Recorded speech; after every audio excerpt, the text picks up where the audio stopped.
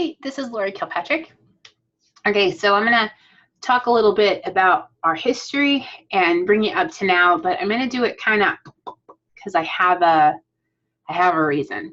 So I met Eric. He was 18 when I met him. I was 21. He was dating somebody else. It's the only way he got in because I had very clear roadblocks. But since he was already taken, he wasn't a guy. So we got to be friends. And then even after him and the girl he was with and broke up, we still didn't date for 3 months because we didn't want to ruin the friendship. But the only people that we were fooling were ourselves. No one was surprised when we finally started dating. Anyway, Ben was a little bit of a surprise. But so, yeah, he was still a kid, but so was I.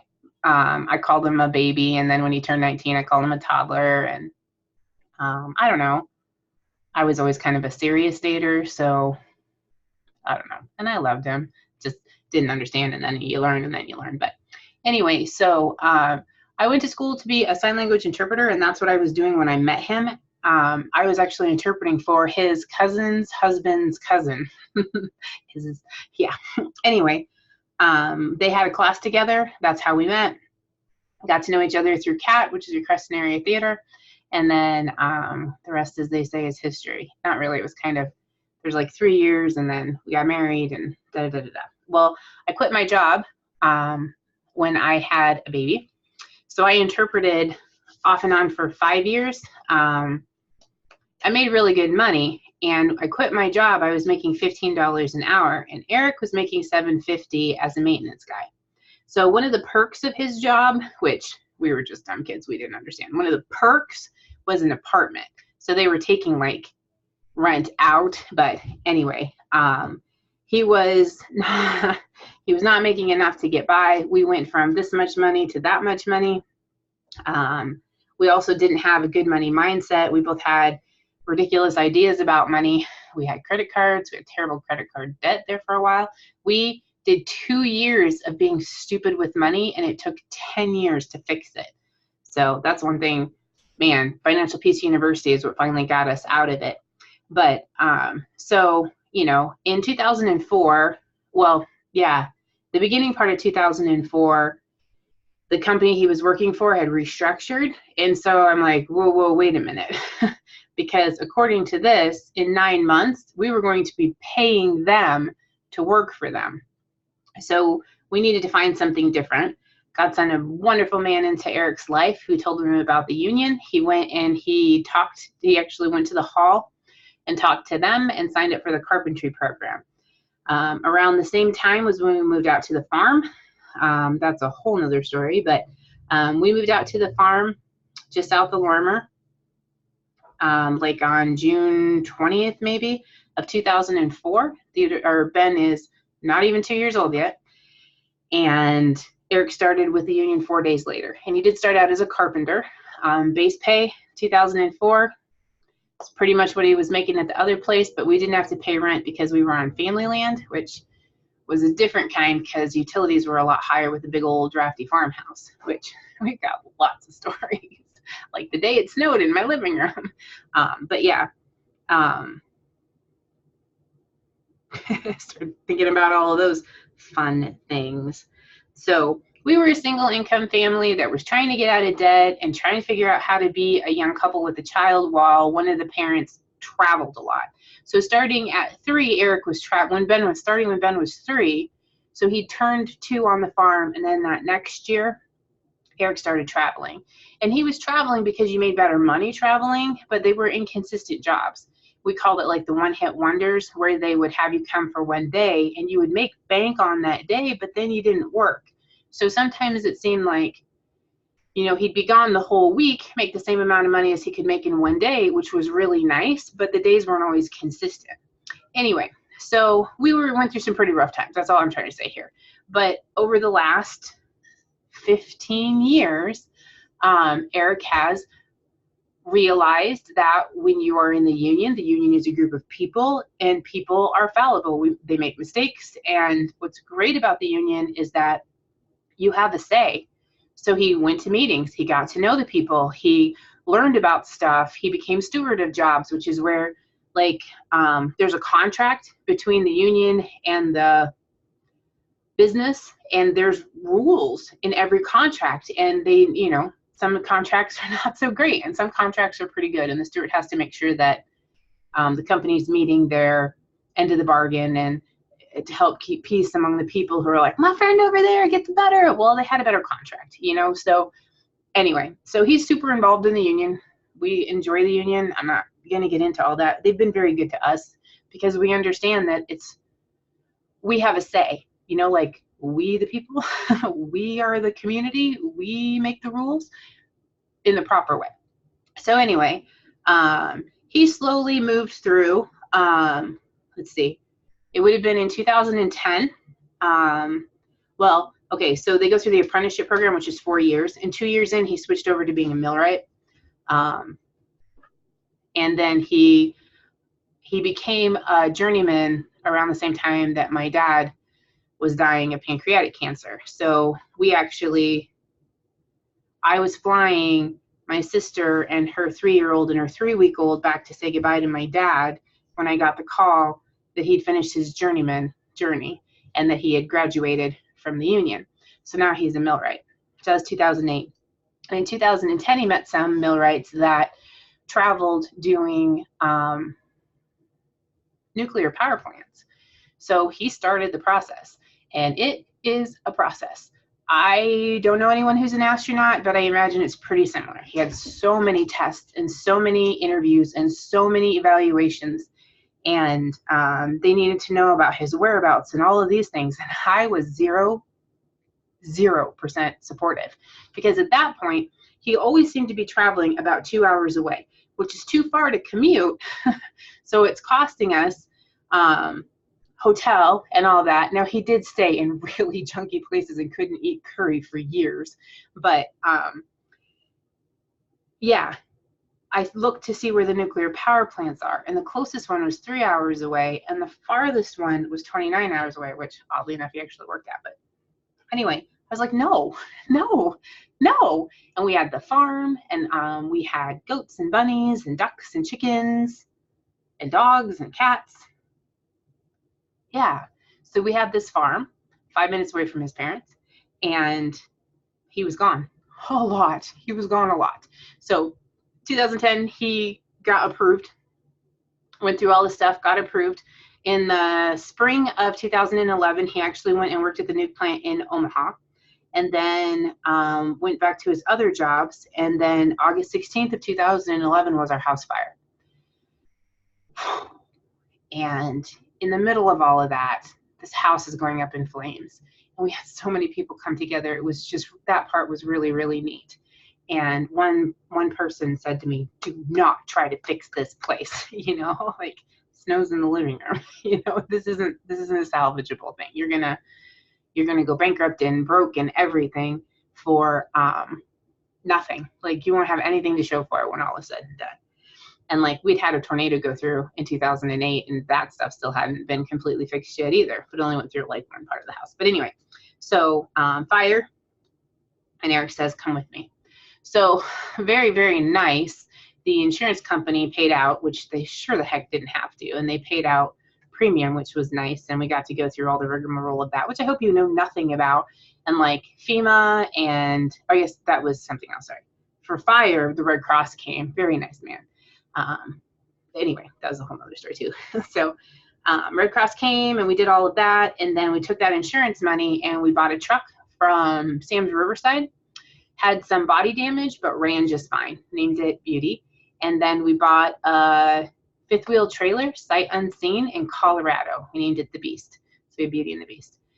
That was kind of a whole nother story, because we kind of got lied to. So he got done with his job on Thursday. We picked up the truck and drove to Colorado.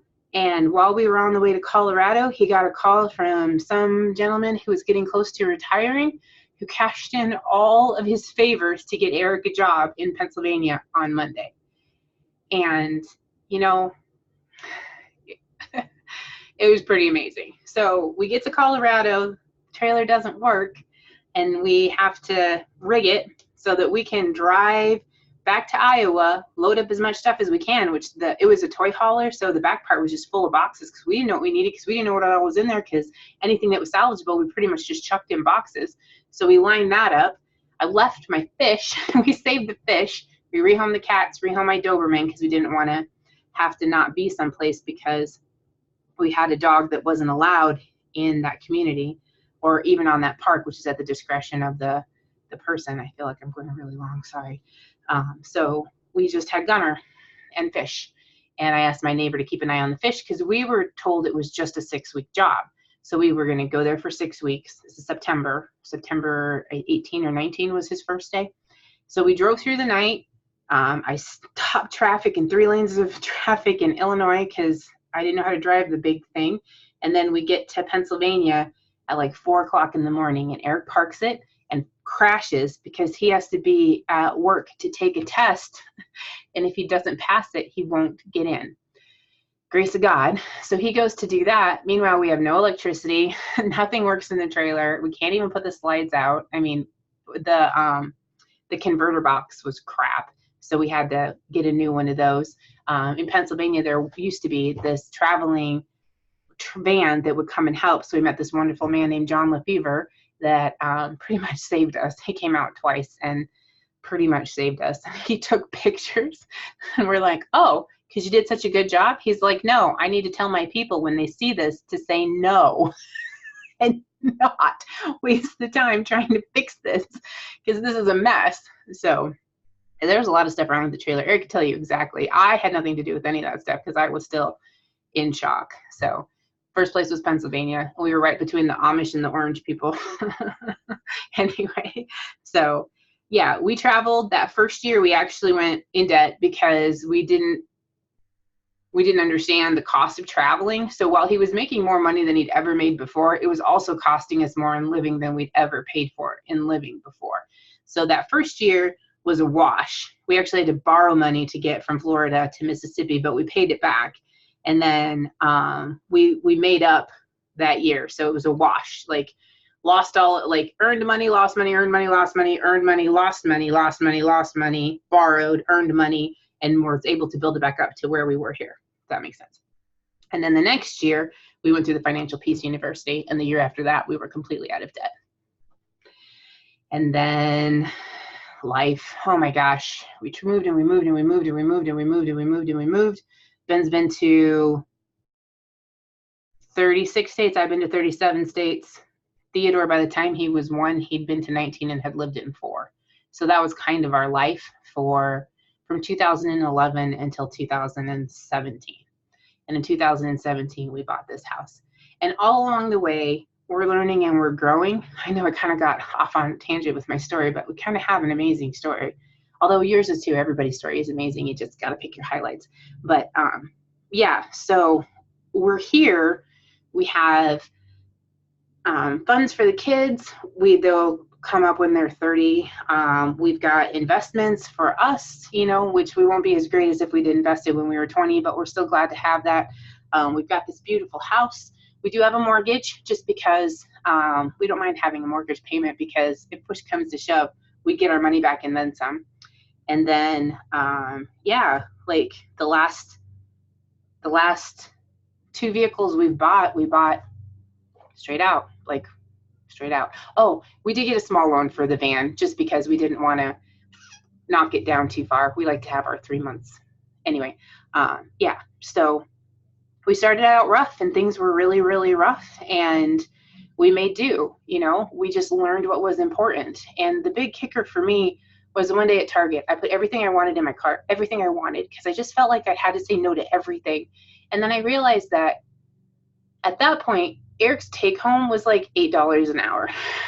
And for every $8 or $10 or whatever it was, we'll just say 10. So for every $10 that I was spending, that was an hour without Eric. And nothing in that cart was worth my time with him. So I put everything back. And then it just 100% changed my view on money. So, point, yes, Young Living is a multi-level marketing business. And what I love about that is that it has the opportunity for financial freedom. So in the course of the last 8 years of being involved with Young Living, they've changed whole lot, because Young Living is a fantastic tool that helps open doors to things that I didn't even know were available or possible, including confidence. Like, oh my gosh, and being aware of my body and things. I mean, if I'd have never, I mean, I'm not saying Young Living is the only thing out there that can do that, but that's the one that came in my path, and that's the one that I got involved with. And through that, I was able to listen to my body, and the people that I met and the people that I helped learn with. They helped me just as much as I helped them, that we learned together. I was able to listen to my body about what was needed and what was necessary and what wasn't and what didn't need to be in my life.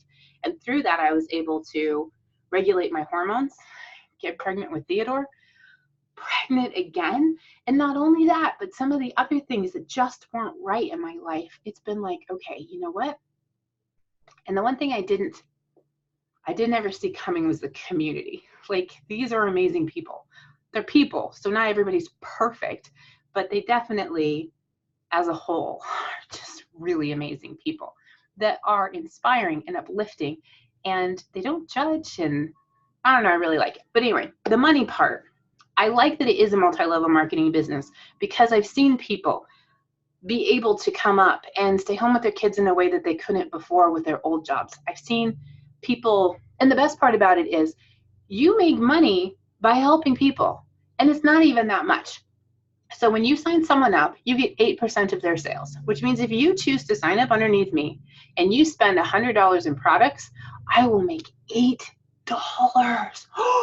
But the best part about that is you will have $100 worth of clean, non-toxic, body supporting oils and supplements and cleaners and soaps and, you know, everything, makeup. Oh my gosh, the stuff they put in makeup. But like, it'll help you to grow, and it'll help you and your body not be overloaded with toxic stuff, so that it can fight off the other things that it needs to fight off. So you will have this huge benefit going on in your life, and I get a little bit, and that's all that is. And it's pretty amazing. So over the course of the last 8 years, we've helped 56 families. Now, I was a terrible leader, so I wasn't good, because I had limiting beliefs about multi-level marketing. I thought I was pushy or salesy or all that stuff, and I probably was at some point, just as I was getting my feet underneath me. But the one thing that I love about all of this is watching people overcome things without any side effects, to have hope in a way that they never had hope before. They were told that this could never happen. We were told we would never have more kids. Ben was it. There was never going to be any more unless we adopted. And I believed them. And like, they told me my body was broken, and I believed them. And then I realized that, what do they know? They're just people. I mean, they're people with an education, and that's fine. But they made a blanket statement that wasn't true. And they said things to me that weren't true. And they said things were impossible, that we are proving them wrong right now. And I get to see that. I get to see people who were told they have to do these horrible things, you know, like, this needs to happen, you have to do this, without telling them what the side effects are. And when they realize what the side effects are, had they listened to them, you can't undo that. You can't put pieces back once you cut them out. And anyway, I'm just saying, there's another way, a lot. And not everything always works. And not one of us is getting out of here alive, but we don't have to make it as hard on ourselves as we have, is all I'm saying. And I know, because I'm the type of person that has to make the mistake before I believe it. And yeah, anyway.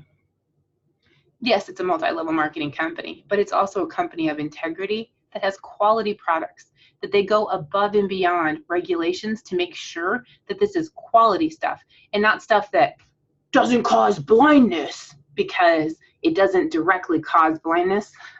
It just weakens your eyes and makes it not able to heal. That's a lie. That's a lie by omission, and that stuff makes me crazy. But this is a company that has integrity, that when they make mistakes, and they do because they're people, but when they make a mistake, they own it and they fix it. And they have double, triple, quadruple checking, and they change things up so that when mistakes are made, they make it so it can't happen again. which is funny because Eric has to go through that all the time with the OSHA people. You know, they're like, somebody got hurt, let's make that never happen again. But, you know, anyway, so I love the company. I'm not in it for the money, but making the money is not a bad thing. In fact, if it works out that way, I would love that, because I would love for Eric not to have to work so hard. I would love to have my family together every night and just see how that works. And maybe we'll all go crazy having to spend all that time together, but that's a risk I'm willing to take. And that's something that I can't do and be a mom, but I get to help people and I get to grow, and I also get to make a little bit of money. And that's pretty magical to me. And I want that for other people. I want them to have that hope and not to feel stuck and trapped. Anyway, this probably can't go up because I'm pretty sure I went over 15 minutes, but I love you very much. And I want you to have the hope and the peace of mind and the endless possibilities that we were given just by getting involved with Young Living. And that's why I do this. So anyway, if you're watching this and you know me, I will be getting a hold of you at some point, hopefully before this baby gets here. Otherwise, I'm not sure how that's going to work out, but I trust in it, it will. So you may also reach out to me. I'm not asking you to, but if you do, I would love to have a conversation with you and see where you are and what we can possibly do to help. I'm not a doctor. I don't know how your body works, but I learned some tips and tricks about how to listen. Oh, and as long as we're going over anyway, it boils down to like 4 main things. Get enough sleep. It's the only time your body heals. So if you're not allowing for recovery, your body can only take so much until it can't. Drink enough water. That's like your sewer system. It's like your septic system, you know? It washes away the things. It helps keep things moving. Getting enough water is vital. Vital, meaning necessary for life. So getting enough, get enough sleep so you have time for recovery. Drink enough water so that you're able to flush things out, and exercise for 30 minutes every day. And that's a must. But you know what? It doesn't have to be at the gym, and it doesn't have to be anything huge. You can just walk out your door, walk 7.5 minutes that way and back twice a day. Boom, you just did 30 minutes of exercise. I'm in my 2nd trimester, so mine's more yoga and chasing after a 2-year-old and a 16-year-old. And then eating real food. And that's a whole nother thing. But eat real food. Eat food that's whole. Eat food that's not processed. Eat real food. So those basic 4s will fix a lot of things. And the water, they say do a 1/2 ounce for every pound you are. But whatever you're doing now, do a little more. Give yourself a time frame. If you're only doing 8 ounces a day, you're only doing 8 ounces a day. Yay, you're doing 8 ounces a day. Then for the next 30 days, challenge yourself. If you know you can go up to 16, go up to 16. If you can't, you can't. Add 2 ounces. Do a little shot glass. 1 big drink, 1 shot glass. It's 2 ounces more than you had last time. And then just keep increasing and increasing and increasing, because it's small steps that get us over the mountain. Okay, I'm going for real. I love you very much. For real. Romans 12:5 says, we are all in this together. And I already felt that way, but it was super nice to actually read the words in the Bible. Oh, and if you're not Christian, that's fine too. I do believe that we're all in this together, regardless of your beliefs or faith. So, but I'll pray. I love you. Have a beautiful and blessed day. And I can't wait to talk to you.